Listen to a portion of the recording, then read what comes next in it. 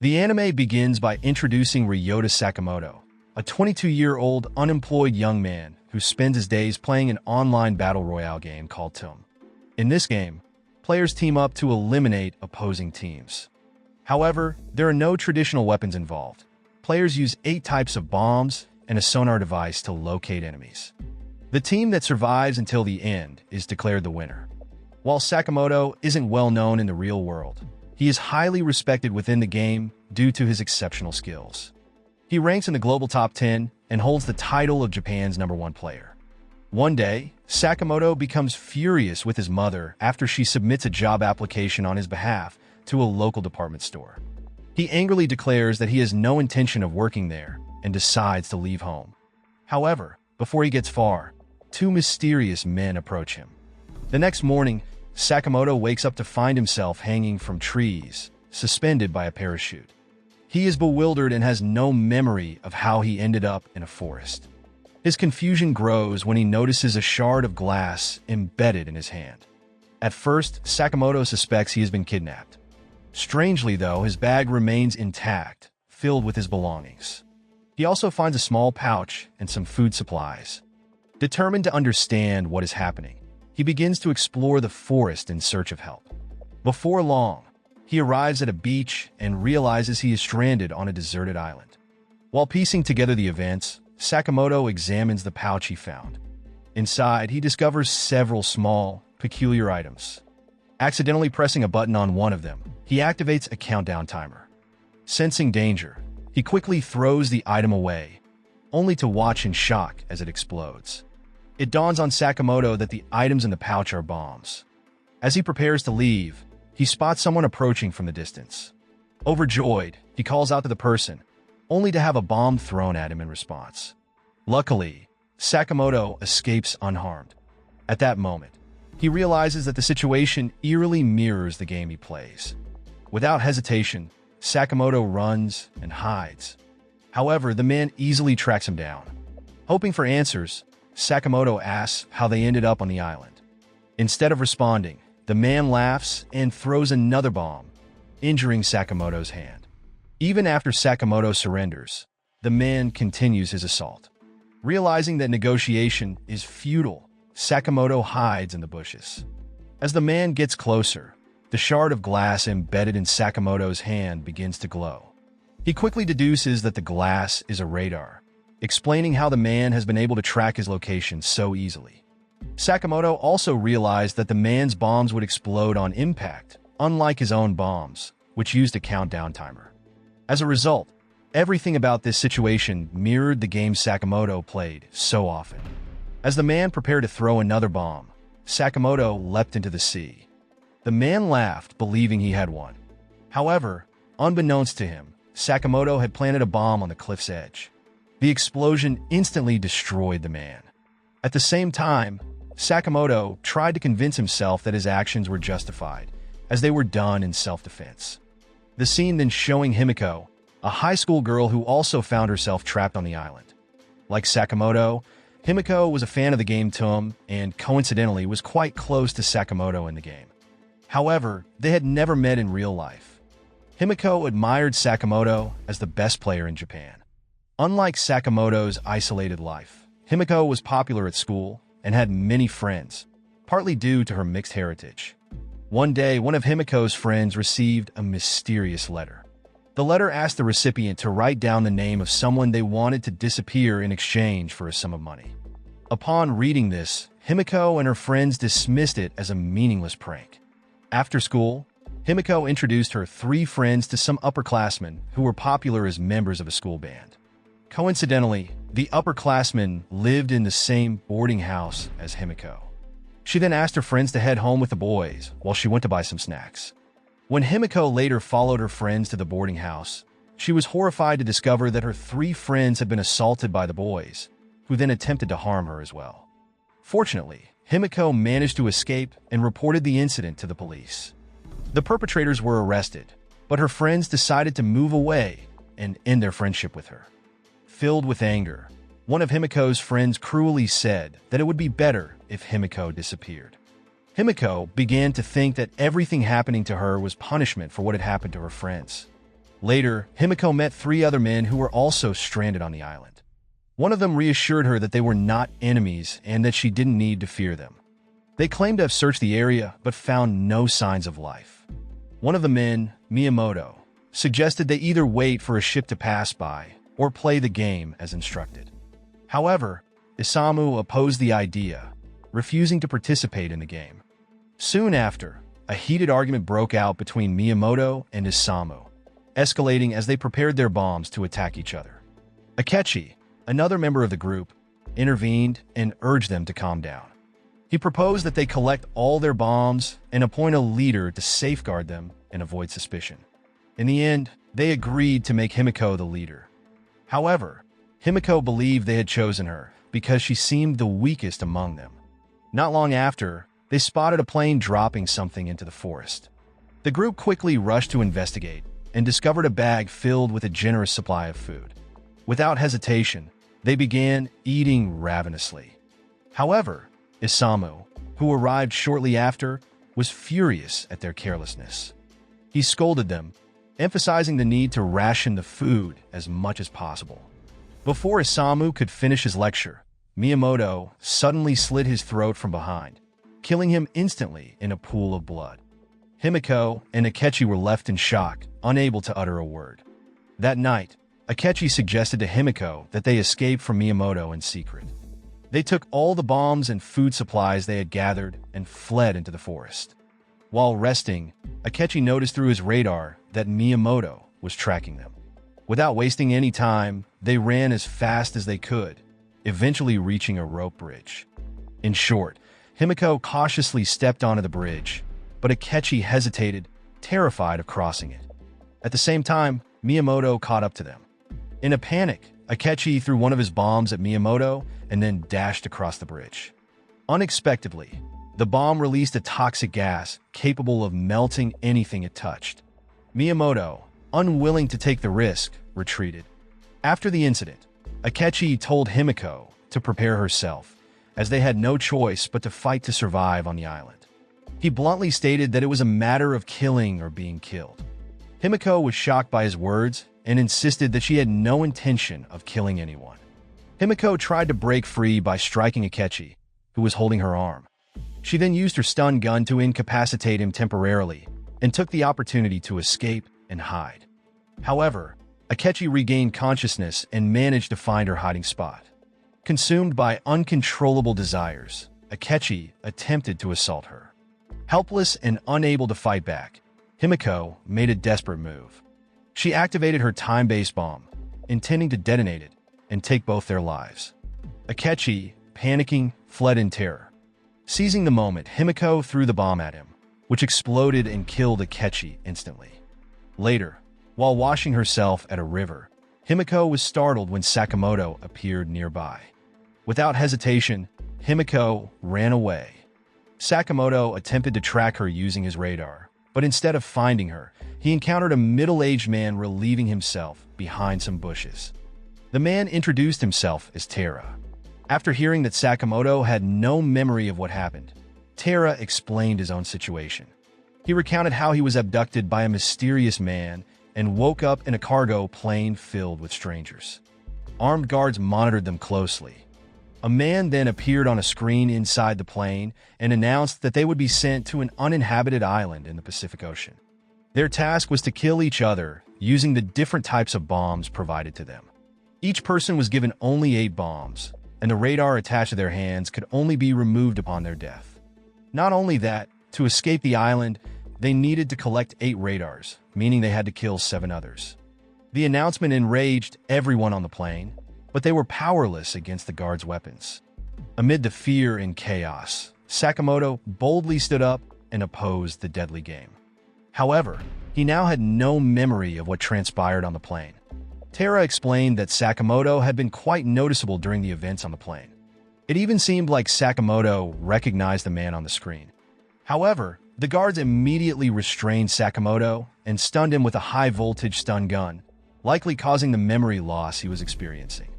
Once they reached the island, everyone was forced to wear parachutes and thrown from the plane, with Sakamoto unconscious when he was dropped.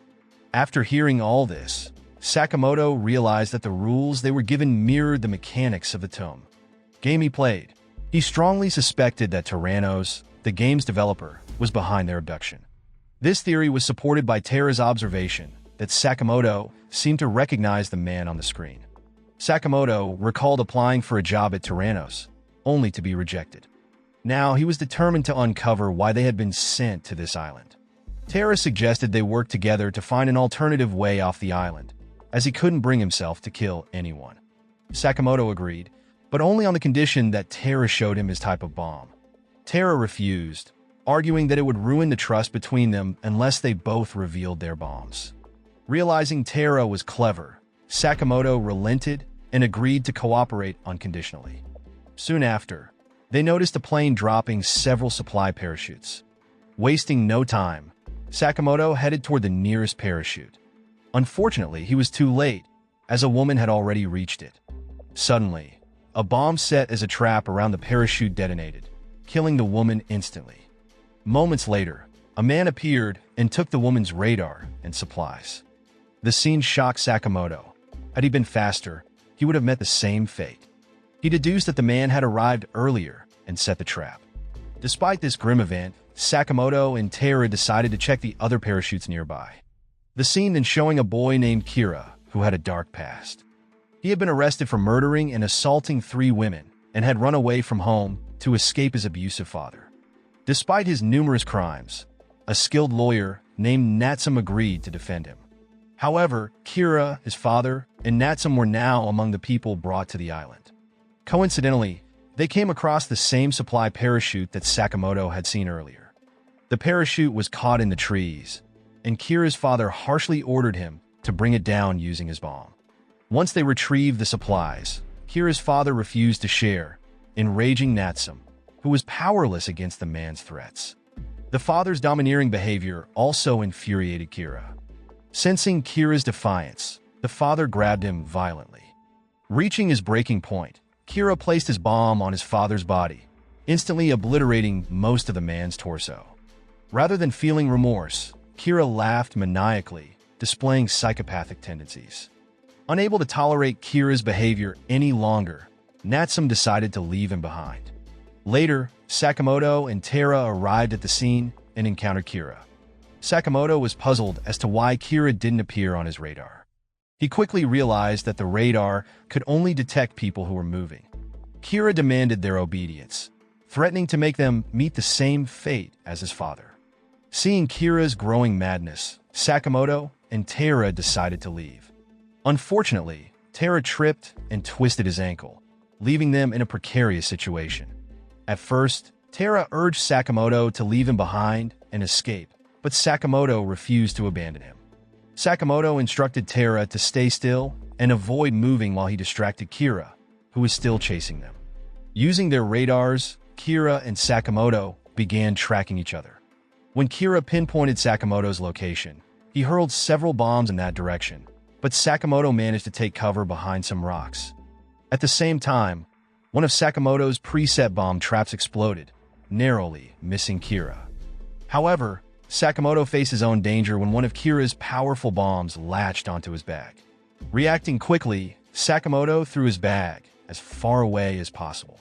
Frustrated with the game of cat and mouse, Kira demanded that Sakamoto fight him seriously, all the while continuing to throw bombs. Realizing it was time to silence the boy, Sakamoto formulated a strategy.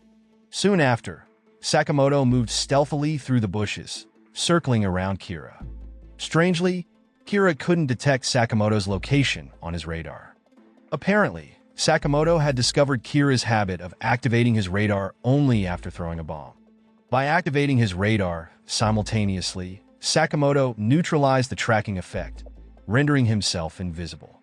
This left Kira panicking, unable to locate him. Taking advantage of the moment, Sakamoto threw a bomb at Kira, knocking him unconscious. Despite the opportunity, Sakamoto chose not to kill Kira. Instead, he tied him up and confiscated his bombs and food supplies. When Sakamoto introduced himself, Kira was stunned, unable to believe he had encountered one of the world's top 10 players on the island. Returning to Terra, Sakamoto was met with overwhelming gratitude. Tara was deeply moved, even shedding tears, as he hadn't expected Sakamoto to risk his life to save him. At that moment, Tara repeatedly thanked him. Meanwhile, back at Sakamoto's home, his father returned to find his wife in distress, contemplating doing the unthinkable. Stammering, she tearfully apologized for her failures as a parent. She confessed that she knew her husband was about to lose his job and had taken drastic measures to ease the burden. She revealed that Sakamoto had always treated his parents harshly, adding to their struggles. Back on the island, Sakamoto and Tara were shocked to find Akechi's lifeless body drifting in the river. Suspecting someone might be at the top of the waterfall, Sakamoto decided to investigate, asking Tara to stay behind. Before leaving, Tara retrieved Akechi's radar from his hand. At the top of the waterfall, Sakamoto discovered Himiko, whom he had encountered before. Himiko, aware of Sakamoto's presence, began throwing bombs wildly. As a result, the toxic gas from her bombs quickly spread through the forest. Realizing the danger, Sakamoto fled the area but was eventually spotted by Himiko. Noticing her large stockpile of bombs, Sakamoto tried to reason with her. He explained that he didn't want to fight and revealed what he knew about the mastermind behind their situation. Sakamoto proposed they work together to escape the island. However, Himiko, distrustful of everyone, especially men, refused to believe him. She hurled another bomb at Sakamoto, but her poor aim made it easy for him to evade. Moments later, Sakamoto attempted to subdue Himiko in close combat, but Himiko quickly retaliated with a stun gun. However, as an ordinary girl, her efforts to fight back were thwarted by Sakamoto, who managed to knock her unconscious with the same weapon. As Himiko lay unconscious, Sakamoto momentarily felt tempted by inappropriate thoughts. However, he quickly recognized his error and restrained himself. Sakamoto then carried Himiko back to their camp. Seeing her fear, Tara reassured her, promising that they would do her no harm and that she had nothing to fear while with them. He suggested they work together to find a way off the island. However, Himiko dismissed the idea, saying it was pointless. Even if they escaped, there was no telling what awaited them on the outside. After all, those who knew them well had chosen to send them to the island. Himiko explained that their names had been written down as individuals who should be eliminated. This revelation shocked both Tara and Sakamoto, especially Tara, who believed his family relationships were fine. When Himiko asked them to reflect on their recent actions, Tara recalled a heated argument with a client the previous month. Himiko revealed that her name was submitted by her friends, who had fallen victim to assault and blamed her out of revenge. Hearing this, Sakamoto began to remember his harsh behavior toward his parents, particularly his mother. He was in disbelief at the thought that she might have been the one to nominate him for elimination. As despair gripped them, the sound of movement in the dark startled them. Sakamoto checked his radar, but found nothing. When they investigated further, they saw numerous glowing eyes staring at them from the forest, which turns out to be giant lizards known as Komodo dragons. In the chaos, Himiko fainted, adding to their burden. Sakamoto then instructed Tara to carry her to safety while he confronted the lizards. Sakamoto attempted to use one of Kira's bombs, but it failed to detonate. He realized that bombs couldn't be used by anyone other than their original owner, while the owner was still alive. As Sakamoto searched for his own bombs, a Komodo dragon suddenly bit Tara's leg. With no other choice, they decided to flee. Despite his injury, Tara managed to walk along the riverbank.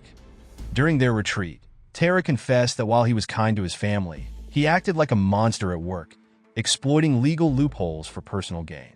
It was no surprise he admitted that many people despised him. In the end, Tara began to view their situation as the consequence of his past actions.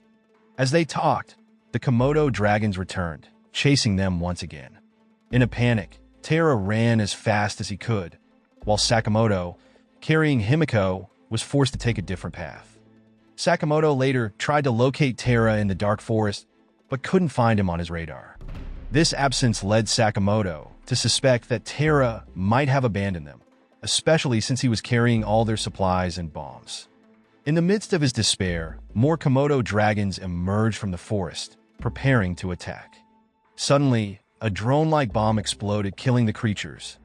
At the same moment, Terra reappeared, dispelling all of Sakamoto's doubts. Sakamoto theorized that their radars had been neutralized when activated simultaneously. Seeing Sakamoto risk his life to protect him, Terra decided he no longer needed to hide his bomb type and offered to show it to Sakamoto. After walking a considerable distance, they finally found an abandoned building near the beach. They decided to climb to the second floor to escape the pursuing Komodo dragons. However, moving Himiko, who was still unconscious, proved to be a significant challenge. Terra used one of his bombs to hold off the lizard, but Himiko remained unresponsive despite Sakamoto's efforts to wake her.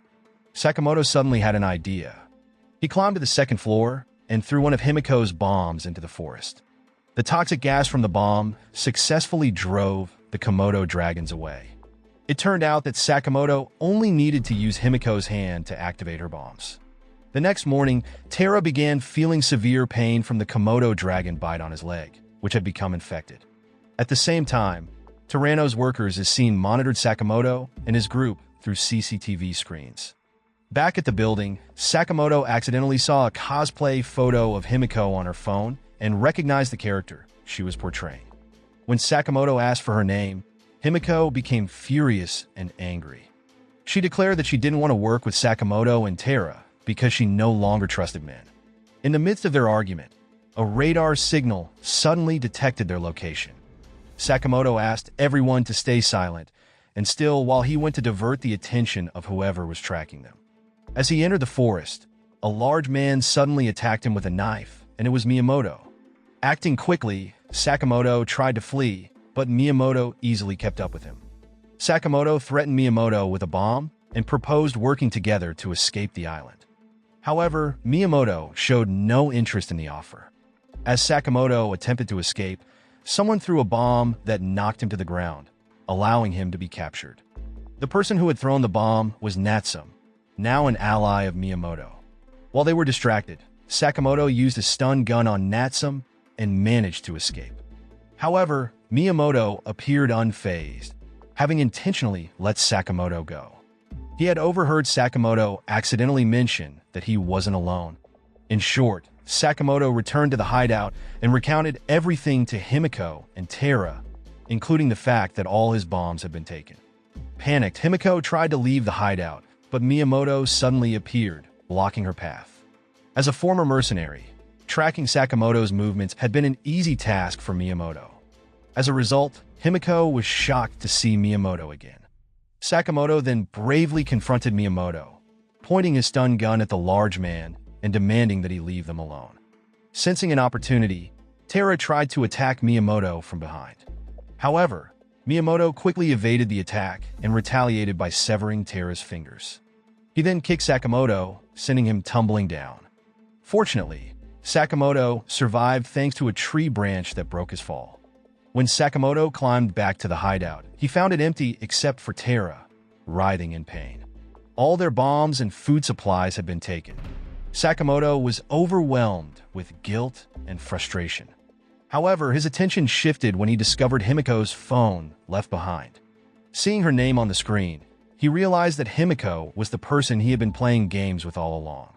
With this information, Sakamoto decided to find and rescue her. At that moment, Terra tearfully begged him not to leave, but Sakamoto ignored his pleas and pressed on. While Miyamoto had captured Himiko, he refused to let her die quickly.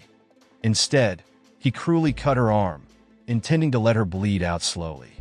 At the same time, Sakamoto used his radar to locate their position. Soon after, to prepare for Sakamoto's arrival, Miyamoto and Natsume split up, with Miyamoto instructing Natsume to set a bomb's timer to only 3 seconds. However, their radar failed to detect Sakamoto, who sneaked into the building from above. Sakamoto narrowly avoided death when he spotted a bomb trap rigged to the door. Acting quickly, he disarmed the bomb and kept it for later use. Sakamoto soon found Himiko tied to a bed. She was overjoyed and deeply moved by his arrival. When Sakamoto told her that they had often played games together, Himiko denied it, claiming she was someone else. However, she admitted to having heard of Sakamoto's name from her friends. After freeing her, Sakamoto led Himiko in search of an escape route. Suddenly, Natsume appeared and began throwing bombs relentlessly. Confident in his advantage, Natsume believed Sakamoto stood no chance. However, Sakamoto countered by using the bomb he had disarmed earlier, turning the tide against Natsume. Miyamoto then demanded that Sakamoto come out, threatening to kill Himiko if he refused. To draw him out, Miyamoto challenged Sakamoto to a hand-to-hand duel. Accepting the challenge, Sakamoto seized Miyamoto's knife and attempted to attack, but Miyamoto, being far more skilled, easily overpowered him. Seeing Sakamoto in danger, Himiko sprang into action, attaching a toxic gas bomb to Miyamoto's back. She and Sakamoto fled the building as the gas began to spread. Despite his injuries, Miyamoto refused to let them escape and pursued them with what little strength he had left. Acting quickly, Sakamoto pulled Himiko away from the danger and, in desperation, threw Natsume's time bomb at Miyamoto. Seeing this, Miyamoto tried to hurl the bomb back, but the 3-second timer left him no chance. The bomb detonated, killing Miyamoto instantly.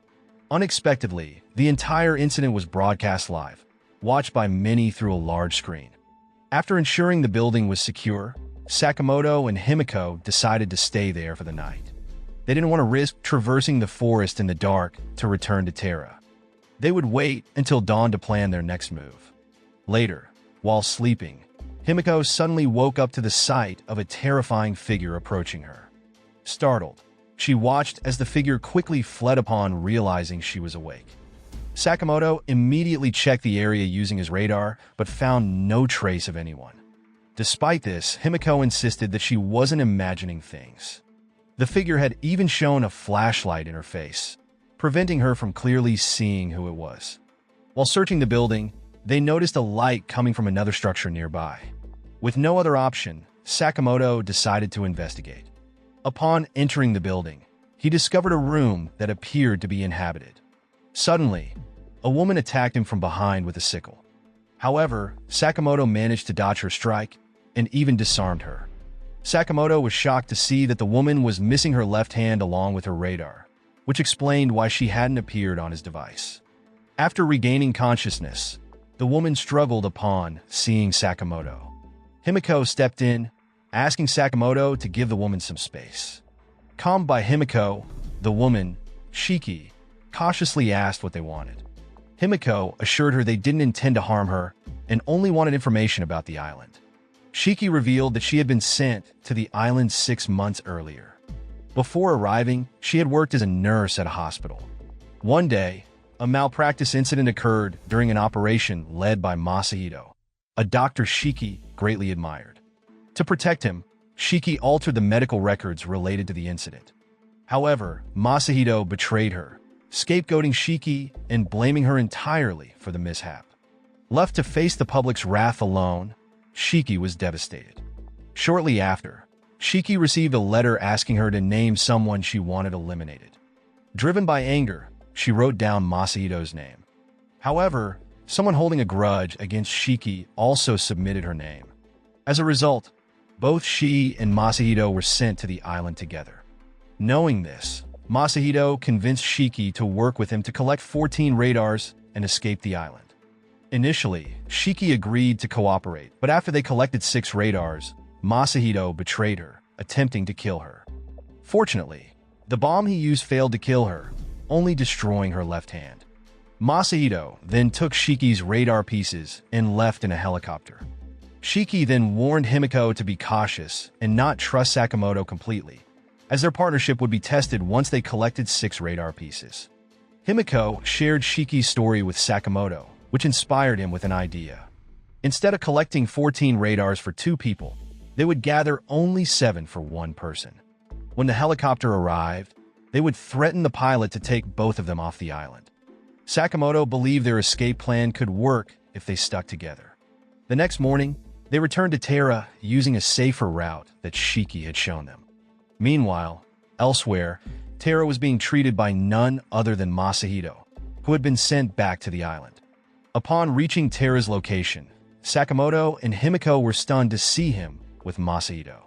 However, Terra quickly reassured them, explaining that Masahito was a doctor who had been helping treat his injuries. At that moment, Sakamoto and Himiko didn't realize that Masahito was the same person Shiki had described. To gain their trust, Masahito showed them his bomb, a type that could be detonated remotely. He also claimed that he had never used it before. Afterward, Sakamoto shared their plan to escape the island and the 3 radar pieces they had already collected. Masahito was taken aback by this, but quickly pretended to be friendly with them. However, behind his facade, Masahito had already devised a plan to steal the radar pieces from them. Soon after, they spotted an airplane dropping food supplies into the forest. However, they weren't the only ones after it. Several others were also heading in the same direction. Despite the competition, Sakamoto refused to give up and kept pursuing the supplies. At one point, he found himself in a race with a man who seemed familiar. As Sakamoto got a closer look at the man, he realized that he had seen him before. Meanwhile, Himiko was suddenly attacked by a woman named Hidemi, who used a time bomb to try and kill her. At the same time, Masahito managed to grab the supply parachute, but was soon attacked by a toxic smoke bomb. Fortunately, he had the presence of mind to attach his bomb to the supply bag and detonated it to separate the bag from the parachute. Sakamoto quickly seized the supply bag, but the challenges didn't end there. Someone from a cliff above threw an incendiary bomb at him, trapping him and preventing him from escaping. The man who had been chasing Sakamoto for some time suddenly charged through the flames, grabbed the supply bag from Sakamoto, and jumped into the sea. Determined, Sakamoto followed him, diving into the water after him. Back on land, Himiko had survived the blast from Hidemi's bomb. She fought back with her stun gun, but its power was insufficient to harm Hidemi. As Himiko tried to strike again, Hidemi grabbed her from behind and began choking her. Refusing to give up, Himiko used all her strength to throw Hidemi off, then stunned her with the gun once more. The struggle was abruptly interrupted when a bomb exploded near them. It was Masahito who had thrown the bomb, claiming it was meant to save Himiko. However, Himiko quickly realized that the bomb could have easily killed her, leading her to distrust Masahito. Meanwhile, Sakamoto, swimming toward the shore, saw that the man who had thrown the incendiary bomb at him had already arrived. The man had found what he was looking for, but as he went to grab the supply bag, a bomb hidden in the area exploded, killing him instantly. Shortly after, the man who had earlier fought Sakamoto arrived, taking the radar pieces and supplies from the fallen man. As the man prepared to leave, Sakamoto appeared and threatened him with a bomb, demanding that he drop everything. The man complied without resistance, which confused Sakamoto. He suspected something was wrong, thinking that the man might have planted a remote detonated bomb near the supply bag. However, it seemed unlikely given a short amount of time. When Sakamoto checked the man's hands, he found nothing. Sakamoto cautiously approached the supply bag, unaware that the bomb's remote control was hidden in the man's mouth. Just as Sakamoto stepped into the trap, the man detonated the bomb. However, to his surprise, Sakamoto survived the explosion. It turned out Sakamoto had deliberately taken a circuitous route, tricking the man into thinking he was near the bag. With limited visibility, the man struggled to pinpoint Sakamoto's location. He resorted to using a firebomb taken from one of his previous victims. Sakamoto, quick on his feet, dove into the water to evade the flames. Before leaving, the man suddenly remembered Sakamoto's name, leaving Sakamoto puzzled about how he could be recognized. When Sakamoto called out to ask for the man's identity, the stranger disappeared without a word. Moments later, Himiko and Masahito arrived at the scene. Himiko, overjoyed to see Sakamoto alive, expressed her relief.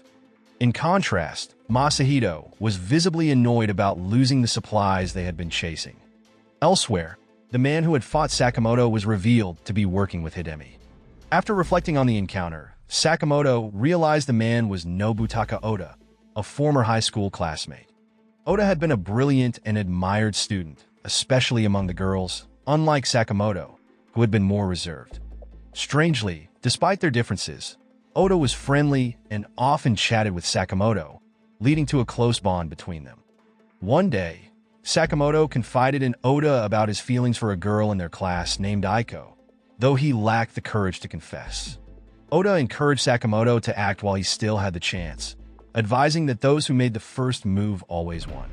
Sakamoto didn't take the advice seriously, but days later, he saw Aiko crying after an argument with another girl. To his shock, he learned that Oda had been dating Aiko while still in a relationship with someone else. Oda even admitted to Sakamoto that he had slept with her. Furious and heartbroken, Sakamoto attacked Oda in a fit of rage. Their fight was eventually broken up by others, but the incident resulted in both of them being expelled from school. In the present, Masahito began to regret joining Sakamoto's group. After losing their supplies, he was forced to share his own food and care for Tara, who remained bedridden. While examining his condition, Masahito noted that the Komodo dragon's venom was impeding his recovery. Without proper treatment, Tara's life was at risk. With no other option, Sakamoto and Himiko decided to seek help from Shiki, hoping she could provide the necessary medicine. They invited Masahito to join them, reasoning that his medical expertise might help, though they didn't disclose her presence. On the way, Himiko voiced her suspicions about Masahito, believing he might be plotting something sinister. However, Sakamoto chose to ignore her concerns, insisting they should trust one another. Upon reaching their destination, Sakamoto suggested splitting up to search for the medicine. This proposal made Masahito suspicious, as they had initially claimed to know where the medicine was located. Himiko quickly covered by explaining that she had gotten lost previously and couldn't recall the exact spot. Unbeknownst to them, Masahito was well acquainted with the layout of the building, as he and Shiki had once lived there together. It didn't take long for him to find the medicine Sakamoto had mentioned. After placing the supplies in a suitcase, Sakamoto arrived, and Masahito asked him to carry the suitcase. At the same moment, Himiko came running towards Sakamoto, shouting for him to drop the suitcase because Masahito had planted a bomb inside. Realizing his plan had been uncovered, Masahito immediately detonated the bomb, confident that Sakamoto had been killed. He then turned his attention to Himiko, intending to eliminate her. However, Shiki suddenly appeared and stabbed him in the back with a sickle. Earlier, Himiko had met with Shiki and explained why they had come, also revealing that Masahito was with them. Hearing Masahito's name had shocked Shiki, who quickly revealed that he was the one who had betrayed her. When Shiki saw Masahito, she instructed Himiko to warn Sakamoto about the bomb in the suitcase. Unfortunately, Himiko arrived too late. Soon after, Shiki and Himiko tried to distance themselves from Masahito, but despite his injuries, he pursued them relentlessly, cornering them. With no other choice, Shiki decided to fight. She threw one of Himiko's bombs, which had already been activated, to scare Masahito. However, this was a ploy by Masahito to trap Shiki. When Shiki fell into his trap, Masahito detonated another bomb, causing her to fall with the crumbling debris. Witnessing this, Himiko was terrified, realizing she now had to face Masahito alone. Instead of fighting, Masahito offered to collaborate, but Himiko, aware of his deceit, refused. When Masahito threw a bomb at her, it unexpectedly bounced off her body without detonating. Masahito, frustrated and confused, wondered why the bomb didn't work, especially since he believed he had already killed Sakamoto. Unexpectedly, he saw Sakamoto alive and unharmed. Sakamoto had hidden in a hole before the explosion. Aware that Masahito had spread bombs throughout the building, Sakamoto realized Masahito was now unarmed. Masahito pretended to retreat, hoping to lure Sakamoto into another trap. When Sakamoto arrived at the trap's location, Masahito pressed the detonator. To his shock, the bomb exploded near him instead. Apparently, Sakamoto had relocated the bomb to Masahito's position beforehand. Just as they were about to finish Masahito, Shiki, miraculously alive, returned. Declaring that killing Masahito was her responsibility, Shiki raised her sickle in fury. However, overcome with emotion, she couldn't do it and instead broke down, voicing her hatred for him. Later, Sakamoto and Himiko returned to Tara with the medicine Shiki had provided. Upon their arrival, Sakamoto noticed one of Tara's bombs moving towards them. Earlier, left alone, Tara had grown frustrated and lonely, believing Sakamoto intended to abandon him. His despair spiraled into hallucinations where he saw his wife, and child urging him to return home. Tara told them he couldn't leave yet, but his wife reminded him that with the 3 radars he already had, he only needed 5 more. In the end, she suggested he take the 3 radars from Sakamoto and the 2 embedded in Sakamoto and Himiko's hands.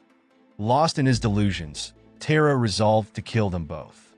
In the present, Sakamoto attempted to evade Tara's flying bomb, ultimately destroying it with a metal rod. Realizing the bomb belonged to Tara, Sakamoto called out, urging him to stop and talk things through. However, Tara remained hidden, and his presence couldn't be detected on the radar. Reflecting on recent events, Sakamoto realized that Tara had been deeply afraid of being left behind. He recalled Tara pleading tearfully not to be abandoned, a plea Sakamoto had ignored. Guilt washed over him as he recognized his failure to acknowledge his anxiety and fear. It struck a painful chord, reminding Sakamoto of his strained relationship with his own father, who had always been too busy with work to spend time with him. After his parents divorced, his mother remarried without considering his feelings, leading to frequent arguments between them. Soon after, Himiko tried to lead Sakamoto to safety, but his injured leg from the previous explosion slowed them down. With no other choice, Himiko caught one of Tara's flying bombs headed their way. To their surprise, the bomb didn't detonate. Himiko had figured out that the bomb would only explode within a specific distance of its target, just like in the game they used to play. Even so, Tara, hiding in the forest, continued sending bombs toward them. Sakamoto sensed something was off. Knowing Tara's intelligence, he realized Tara would have already understood that his current approach was futile if he truly wanted to kill him. At that moment, Sakamoto realized Tara had changed his target to Himiko. As another bomb approached, Sakamoto intercepted it, and as he suspected, it didn't detonate. This sent Tara into a panic. He tried to flee, but his movement revealed his position on the radar. To make matters worse, Tara tripped and fell. Despite his injuries, Sakamoto hobbled toward Tara, apologizing and promising never to leave him again. Hearing this, Tara snapped out of his hysteria and felt remorse for attacking them. Just then, a swarm of Komodo dragons began surrounding him. Resigned to his fate, Tara accepted his end, seeing it as punishment for his actions. With tears in his eyes, he apologized to his family for not being able to return. In his final act, Tara detonated the bomb along with the Komodo dragons. Tara's death devastated Sakamoto, leaving him filled with guilt and self-blame. If he had been more attentive, Tara might have survived. Seeing Sakamoto consumed by regret, Himiko urged him to leave the island. She handed him the 3 radar pieces she had taken from Tara and asked him to take the radar attached to her hand as well. This would give Sakamoto the 8 radar pieces needed to escape the island. At that moment, Himiko finally confessed that she was the person who had played with Sakamoto in the game. She admitted that he had brought her joy, even in the virtual world, and had saved her multiple times since they arrived on the island. However, Sakamoto refused to leave her behind. He firmly declared that they would fight together to escape the island as a team. Moral lesson from the story: throwing bombs at people might seem like a winning strategy until you realize they're better at dodging or have a bigger stash. Sometimes, survival isn't about being the best player. It's about not being the dumbest one on the field.